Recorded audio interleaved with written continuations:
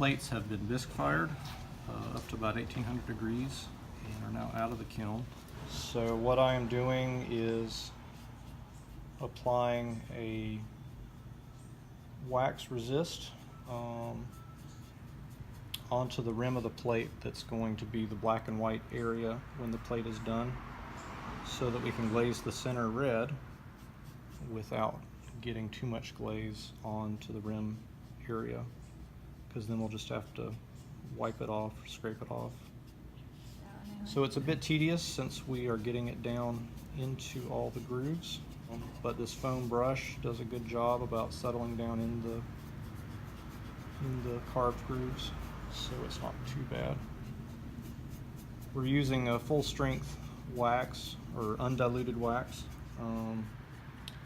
so that it gives us the best possible resistance to the glaze. The glaze will still stick to the area a little bit, but it'll do it in beads and droplets. Much easier to remove after the glaze dries a bit. Put a little bit of glaze just in the center.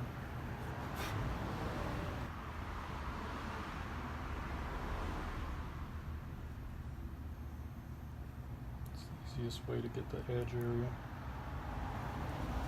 The red glaze has to go on fairly thick for the red to come out.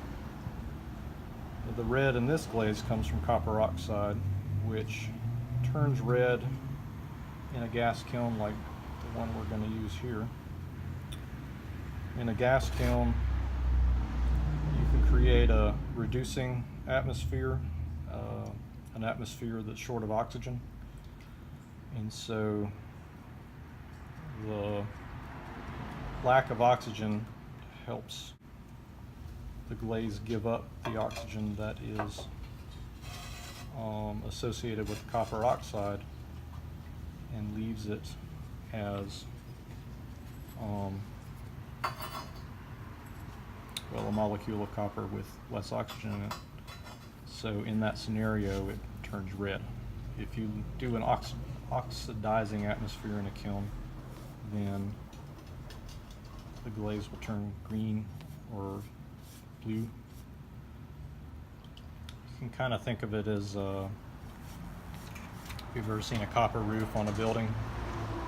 When it's new, it's that nice copper color, but over time, as it oxidizes from weathering, it turns kind of a turquoise blue or a green. So we're doing the same thing in the glaze here.